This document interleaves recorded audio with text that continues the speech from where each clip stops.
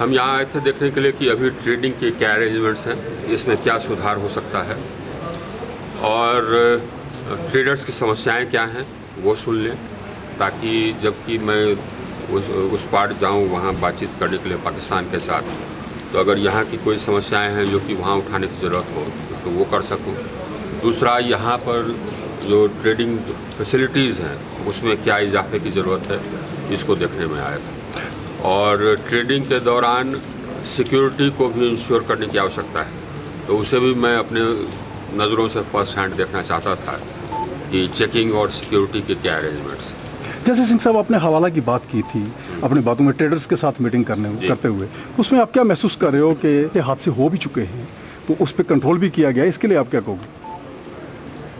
तो आपने सुना मेरी जो बातचीत हुई ट्रेडर्स के साथ, तो उनकी समस्याएं हैं जिसको कि हम लोग एड्रेस कर रहे हैं। कुछ हमारी सिक्योरिटी के रिक्वायरमेंट्स हैं। सिक्योरिटी का एक रिक्वायरमेंट ये है कि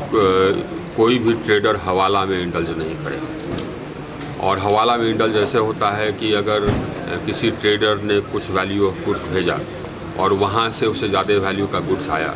और उस पैसे को फिर कहीं और चैनल कर दिया गया, ये सिक्योरिटी रिस्क है। इसीलिए हम लोगों ने निर्णय किया है कि एक सिस्टम लागू करेंगे जिसके अनुसार जो वैल्यूएशन ऑफ गुड्स जा रहा है किसी ट्रेडर का और जो वैल्यूएशन ऑफ गुड्स आ रहा है उसको हम लोग साल में 2 बार टैली करके देखेंगे कि कहीं इम्बैलेंस तो नहीं, और बैंकिंग चैनल्स के थ्रू ट्रेड हो, ये प्रस्ताव हमने पाकिस्तान को दिया है और मेरी आशा है कि इससे मान जाना चाहिए, क्योंकि हर जगह जहाँ ट्रेड होता है बैंकिंग चैनल्स के थ्रू होता है, वो हो जाएगा तो बात और आसान हो जाएगी। एक और मुल्क के लिए